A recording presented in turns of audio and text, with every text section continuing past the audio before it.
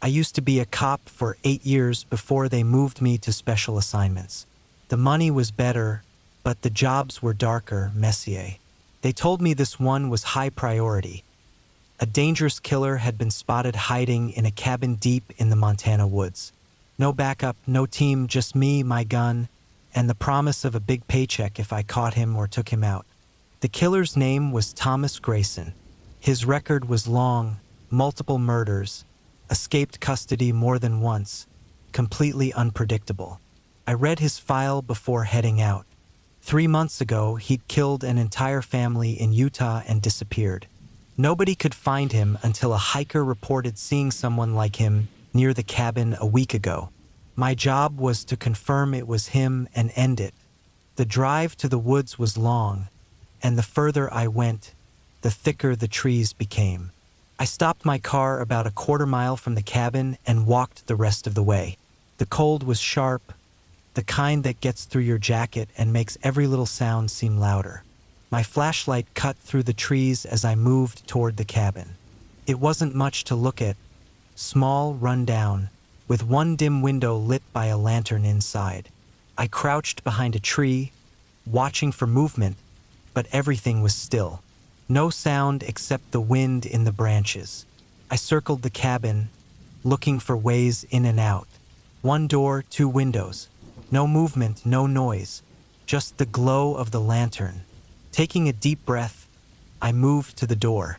Creaked open easily. The smell inside hit me first. Stale air, dirty clothes, and canned food.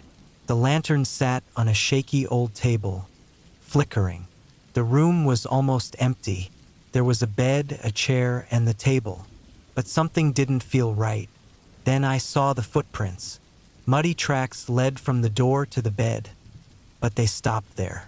The bed looked untouched. My heart started pounding as I scanned the room again. Gun in hand, finger on the trigger. He wasn't on the bed. So where was he? That's when I heard it. Breathing, slow and steady. But it wasn't coming from the room. It was above me. My stomach tightened as I realized there was a crawl space in the ceiling. I stepped back, staring up, and the breathing stopped. Then, out of nowhere, he dropped. A filthy, wild-eyed man fell from the crawl space, a knife in his hand. He came at me fast, and I fired without thinking. The gunshot was deafening in the small cabin. He hit the floor, motionless, blood spreading across the wood. I stood there, gun still aimed, trying to calm down. Felt like it was over. But then, out of the corner of my eye, I saw something. A hatch in the floor, partly covered by a rug. I pulled it open and shone my flashlight inside. A ladder led down into a dark, cramped basement. What I found down there will never leave me. The basement was like something out of a nightmare. Chains hung from the walls. The floor was stained with old blood. In the corner, there was a pile of rotting clothes. But the worst part wasn't the room. It was who was in it. A young woman was chained to the wall. She looked barely alive, her face pale, her eyes hollow. She didn't scream. She didn't move. She just stared at me, like she couldn't tell if I was there to save her or hurt her. I called for help and stayed with her until they arrived. She survived, but the things she told the investigators later, the things Grayson had done to her and others, are burned into my mind. That cabin wasn't just a hiding place for him. It was a hunting ground, a trap. I quit the force not long after. I thought I could leave it all behind, but it follows me. The smell of that cabin, the sound of his breathing above me, that woman's empty stare. Sometimes, I wake up in the middle of the night, thinking I hear something, breathing slow and deliberate, coming from above. But when I check, nothing's there. At least not yet.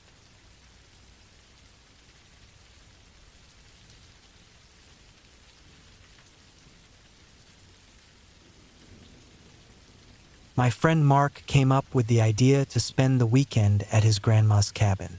He said it was a quiet place deep in the woods where she used to go to relax. She hadn't been there in years. but Mark had the key and promised it was still in good shape. We packed our stuff, drove as far as the dirt road would let us, and hiked the last stretch on foot when the car couldn't go any further. The cabin was smaller than I thought it'd be. Just one room with a bunk bed, a table, and an old wood stove. The air smelled like damp wood and dust, and the roof looked like it had seen better days. The windows were cloudy from dirt, and there wasn't any electricity or running water, just an old pump outside. Still, the place felt calm at first. On the first day, we walked around the woods. Something about the place felt strange, though. It wasn't obvious, just too quiet. There weren't any birds chirping, no rustling leaves, no squirrels darting around. All we could hear was the crunch of our boots and the occasional groan of branches above us. That night, we lit a fire in the stove and settled in. It was pitch black outside. I mean, the kind of dark where you can't even see your hand in front of your face unless you have a light. I was lying on the top bunk, staring at the wooden ceiling, trying to fall asleep when I heard it. A snapping sound, like a twig breaking outside. I told myself it was just an animal, but then I heard it again and again. Slow, heavy steps crunching through the leaves, getting closer. I froze, barely breathing, listening as the sound stopped right outside the cabin. The door didn't have a proper lock, just an old latch that wouldn't hold against anything stronger than a breeze. I stared at it, waiting for it to swing open, but it didn't. The footsteps eventually moved away, fading back into the woods. I stayed awake all night, expecting them to come back, but they didn't. The next morning, I didn't say anything to Mark. I didn't want him to think I was scared. We spent the day gathering wood and walking around, but I couldn't shake the feeling that someone was watching us. It felt like eyes were on us every time we turned our backs. That night, the footsteps came back. They started far off, moving slowly, and stopped right under the window. I lay still, holding my breath. The steps circled the cabin, pausing every now and then like whoever or whatever it was listening. Then, I heard the sound of the hand pump outside creaking. My chest tightened. Someone was using it. I didn't dare move. Mark was sound asleep, so I didn't bother trying to wake him. I stayed awake, gripping the pocket knife I always carried, knowing it wouldn't help much if something, or someone, came inside. By morning, I convinced Mark we needed to leave. On the way back to the car, I noticed footprints in the dirt. Barefoot prints, uneven, like whoever made them had a limp. They led to the cabin, circled it, and then vanished back into the woods. We didn't say much as we hiked to the car, but once we got there, Mark finally admitted something. His grandma didn't stop coming to the cabin just because she didn't need it anymore. She stopped after someone broke in while she was there. She never saw who it was, but they left behind those same uneven footprints. As I started the car, I glanced in the rearview mirror. I saw something standing at the edge of the trees, a dark shape, too far to make out clearly but still too close for comfort. I turned around, but it was gone. I don't know who was out there, or if they were even human, but one thing's been eating at me ever since. Those footprints didn't just lead to the cabin. They led right up to where we slept, and they weren't fresh. They were already there when we arrived.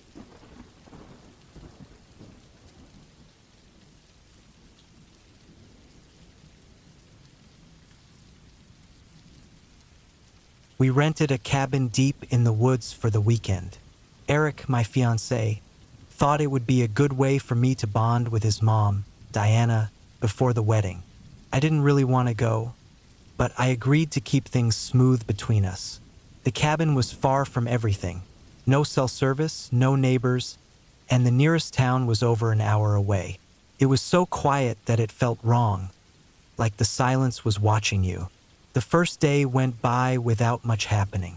We unpacked, made dinner, and sat around talking. Diana was her usual self, bossy and controlling, but I kept my feelings to myself. When night came, the quiet in the forest got to me.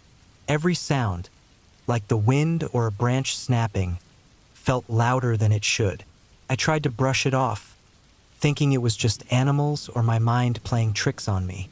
The next morning, Eric wanted to go hiking, but Diana said she'd rather stay at the cabin and relax. We were gone for a few hours, and when we got back, something felt wrong. The front door was open, just a crack, even though I was sure we had locked it before leaving.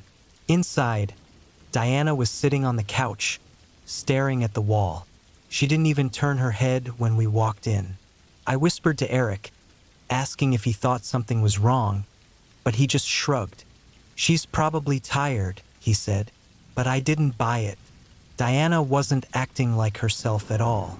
She barely spoke the rest of the day, and when we had dinner, she only picked at her food. The way she kept looking out the window, like she was expecting to see something or someone, made my stomach turn. That night, I couldn't sleep. Around midnight, I heard a faint noise, like the floor creaking. It sounded like slow, careful footsteps in the hallway. My heart started racing. I nudged Eric awake, but he muttered something about the cabin settling and went back to sleep. I lay there, listening, my ears straining to catch every sound. A few minutes later, I heard it again, followed by a soft whisper. I couldn't tell where it was coming from, but it made my skin crawl. I held my breath and waited, but everything went silent again. In the morning, Diana was even worse. She wouldn't make eye contact, and her hands were shaking. She didn't say a word while Eric and I ate breakfast. Eric suggested we go into town to grab some groceries and leave her to rest. I didn't feel right leaving her alone, but I didn't argue. When we got back a few hours later, Diana was gone. Her purse and coat were still by the door, but she was nowhere to be found. We searched the cabin and then ran outside, yelling her name. Nothing. We called the police, and they sent a search team, but they didn't find anything. No tracks, no signs she'd even left the cabin. It was like she had just vanished. We went back home a few days later. Eric tried to act like everything was normal, but I couldn't stop thinking about Diana. Then, one night, I was looking through the pictures on my phone from the trip. Most of them were from the hike, but one stood out. It was a photo of Diana standing in the doorway of the cabin. Her face looked blank, almost lifeless. I know I didn't take that picture. What scared me even more was what was behind her. Through the window, you could see the edge of the woods, and there, just barely visible in the shadows, was a tall figure. It didn't look like a person. It was too thin, too still. It was just there watching. When I showed Eric, he brushed it off, saying it must have been a trick of the light. But I know what I saw, and I know someone or something was out there watching us. Diana didn't just walk away. I think something took her. And sometimes, late at night when the house is quiet, I feel like it's watching me now, waiting for its chance.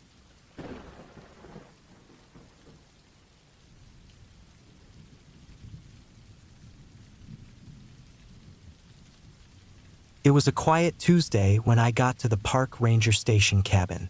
My shift was supposed to be an easy one, just filling out a few reports, checking the trails, and spending hours alone in the stillness. The cabin was simple but had what I needed. A small desk, an old radio, a wall covered in maps, and a cot in the corner for sleeping. I'd worked here before and usually enjoyed the peace and quiet. The day was uneventful.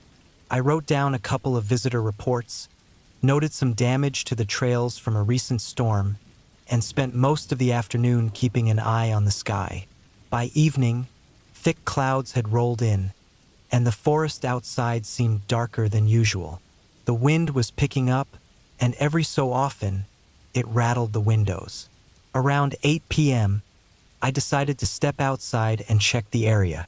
The air was sharp and cold, carrying the smell of rain. The woods were unusually quiet. No birds, no rustling animals, just the occasional groan of trees bending in the wind. I turned on my flashlight and swept it around, looking for any signs of movement. Nothing. Everything looked normal. I went back inside and locked the door. A couple of hours later, while I was sitting at the desk filling out a report, I heard a dull thud behind the cabin. It wasn't loud, but it was clear. Something had hit the wall. My first thought was that a tree branch had fallen, but I didn't hear anything break. Grabbing my flashlight, I stepped outside again. This time, my hand hovered over the pistol on my belt, a habit I'd picked up for night shifts like this. The flashlight beam cut through the darkness, lighting up the tall pines and thick bushes behind the cabin. I looked around, my breath fogging up in the cold air. Nothing seemed out of place. I walked a circle around the cabin and was just about to head back inside when I saw them. Bare footprints in the wet dirt. They were fresh, clear as day, and led away from the cabin and into the woods. I followed them for a few steps, stopping where they disappeared into a mess of bushes. My stomach tightened.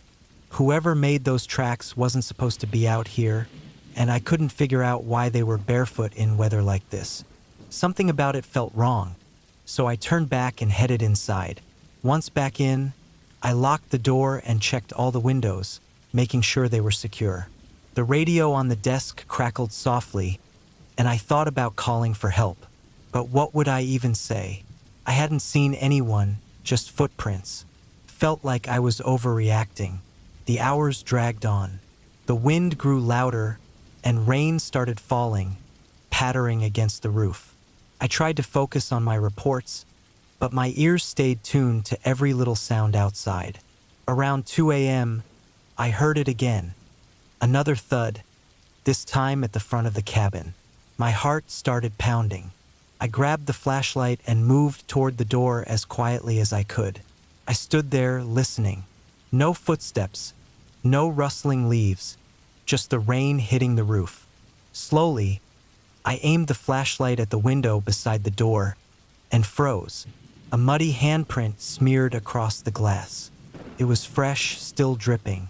I didn't waste a second.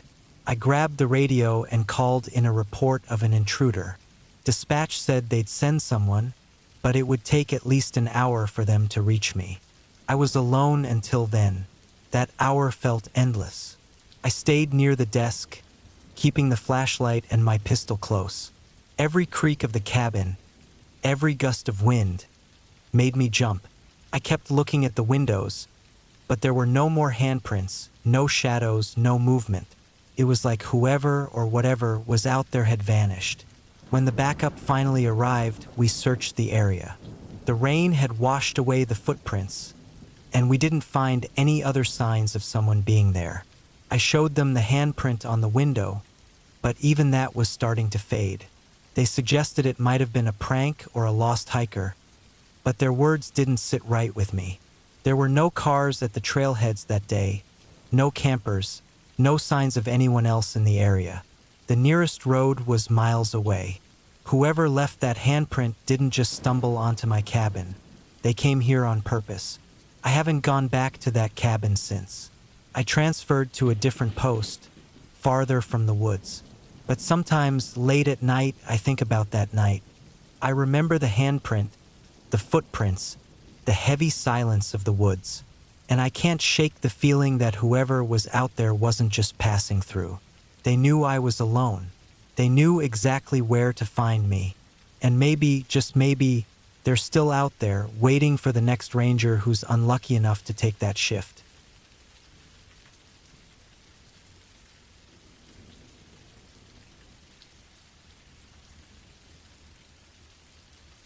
I've always been fascinated by insects, especially how they can be used in medicine. So when I got the chance to spend a week alone in a cabin deep in the woods, I jumped at the opportunity. It was the perfect place to focus on my research, far from distractions. The cabin was isolated, miles away from the nearest town, with nothing around but trees and wilderness. I set up my equipment, took out my notes, and began studying the insects I found in the area. It was peaceful, the kind of quiet that let me think and focus without interruption.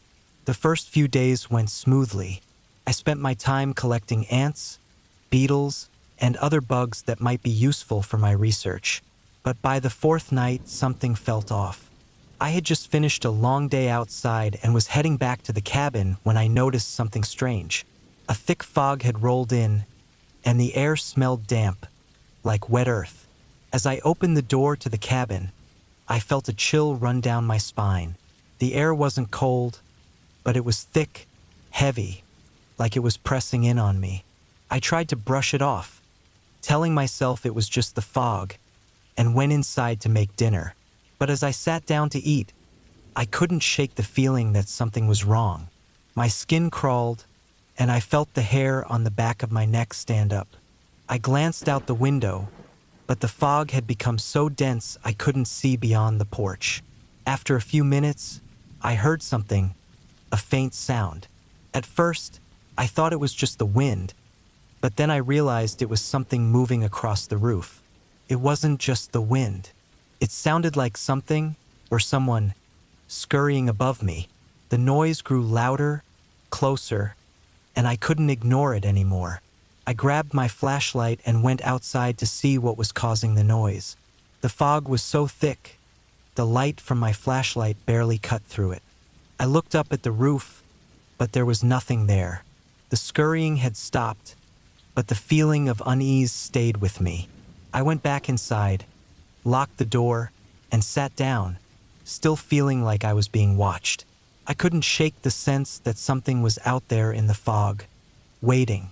The next day, I continued my research, but I noticed something strange. The insects around the cabin, which had been everywhere at first, seemed to be gone. There were fewer ants, fewer spiders, fewer beetles. It was like they were avoiding the place. The only bugs I could find were the ones I had already caught, still sitting in their jars. That unease I felt the night before grew stronger. Something wasn't right, and as the day went on, it only got worse. That evening, as I was looking over my notes, I heard the scurrying again. This time it was much louder. I grabbed my flashlight and rushed outside, heart pounding in my chest.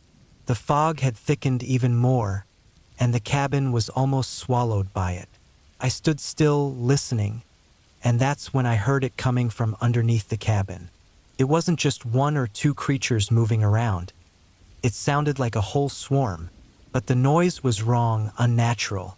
It didn't sound like any animal I knew. I crouched down and shone my flashlight under the cabin. First, I saw nothing. Then, in the darkness, I saw them. Hundreds of insects, bigger and more aggressive than any I had ever seen. They weren't normal bugs. They were crawling in strange, coordinated patterns, like they were working together, moving as one. My stomach turned as I realized these insects weren't like anything from my research. They were different, dangerous. I backed away, my breath caught in my throat. The fog seemed to grow thicker around me, the air harder to breathe. I ran back inside and slammed the door shut, locking it behind me. But the sounds didn't stop. The insects were crawling up the walls of the cabin now, their movements quick and relentless. The sound of their legs scraping against the wood was deafening. I tried to block the windows, but it didn't help. It was like the whole cabin was alive, filled with these creatures, pushing in from every direction. The noises outside got louder. The scurrying, scratching, crawling. It was everywhere. I could feel them closing in, could almost hear them inside the walls. My mind raced. I didn't know what they were, but they were real and they were coming for me. The fog outside wasn't just a weather pattern. It was like it was pulling the creatures closer, gathering them around the cabin, trapping me inside. By the next morning, I couldn't take it anymore. I grabbed my bags, my research, and left without looking back. As I drove away, the fog still clung to the trees like a shroud, and I felt a deep, cold dread settle in my chest. It wasn't over. I knew that for sure. I couldn't see them anymore, but I could feel them watching, waiting. I didn't care what kind of insects they were. I didn't want to know. I just wanted to get far away from that cabin. Now that I'm back home, I still can't escape them. Every time I close my eyes, I see them crawling. They never stop. They're out there, moving, searching. I can hear them sometimes, scratching at the walls of my house. It doesn't matter where I go. They're still following me. I don't know what I disturbed in that cabin, but I don't think they'll ever stop coming. I feel their presence, creeping closer with each passing day. They're patient, waiting for me to make a mistake. I thought I escaped when I left the cabin, but now I know better. Whatever those insects were, they aren't finished with me yet. I can feel it. They'll never stop. And one day, when I least expect it, they'll find me again.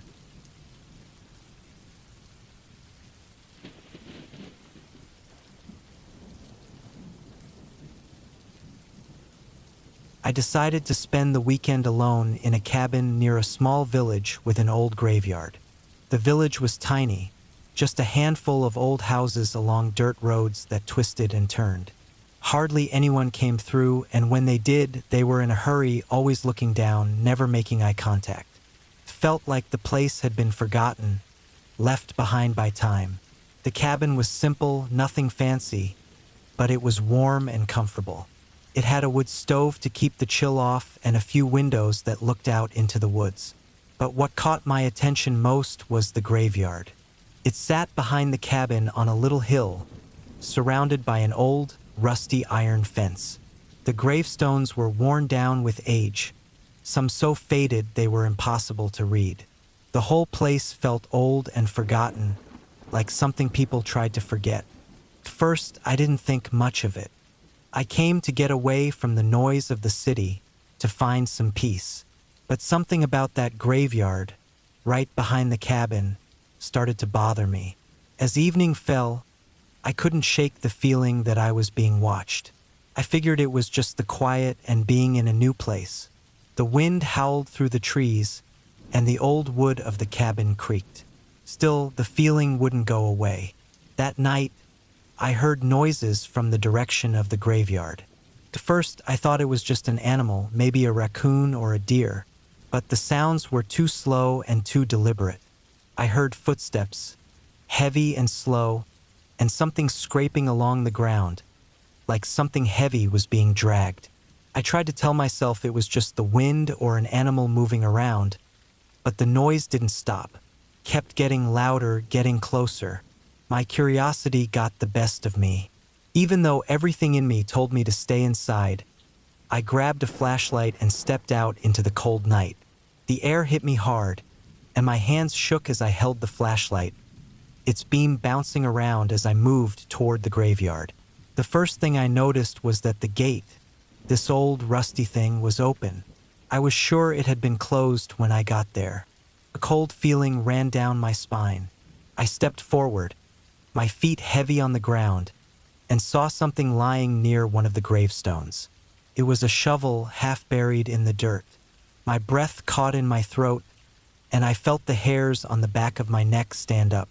The air felt thick now, as if it were pressing against me. I turned to go back to the cabin, but I froze. In the distance, just past the graveyard, I saw a shadow moving between the trees. It wasn't like a person, it didn't look right. It was hunched over, and the way it moved was jerky, not natural. Fear gripped me, but I couldn't move. I just stood there watching as it came closer. The figure dragged something heavy behind it, and I could see it now, a large, dark shape, moving slowly, too slowly. My flashlight flickered, and then went out completely. I turned to run back to the cabin, my heart pounding in my chest. I didn't look back. I slammed the door shut behind me and locked it. The dragging noise stopped. Everything went completely silent. I stood in the dark, listening, my heart racing. Then I heard it, slow, deliberate tapping on the window. It wasn't the wind. It wasn't an animal. It was a person. Someone or something was tapping on the glass. I didn't move. Couldn't. I just stood there, frozen. The tapping lasted a few minutes, then stopped. The rest of the night was dead quiet. I stayed awake, listening for anything, but the tapping didn't come back. The silence was unbearable, like the world had gone still, waiting for something to happen. In the morning, I packed up and left. I didn't want to know what that figure was or why it had been dragging something in the graveyard. The village looked even emptier in the light of day. The streets were silent, no one around. I didn't even look back at the cabin or the graveyard as I drove away. Couldn't. I didn't want to, but something followed me. The shovel. It hadn't been there when I first went outside. I was sure of it. It had only appeared after I had seen the shadow moving between the trees. Someone or something had been watching me, waiting, and it was there in the graveyard, waiting for me to notice. That's when I realized it wasn't just a random thing. I wasn't just passing through. It had been watching me the whole time. Now, whenever I think back to that night, I can't shake the feeling that I wasn't supposed to leave. Maybe it wasn't just the graveyard that kept calling me. Maybe the village wasn't as empty as it seemed. And maybe, just maybe, there are others who have stayed there before me. Others who left in the same silence, never returning. The village doesn't forget. And neither do the things that wait there, hidden in the shadows, watching anyone who dares to step into the quiet darkness.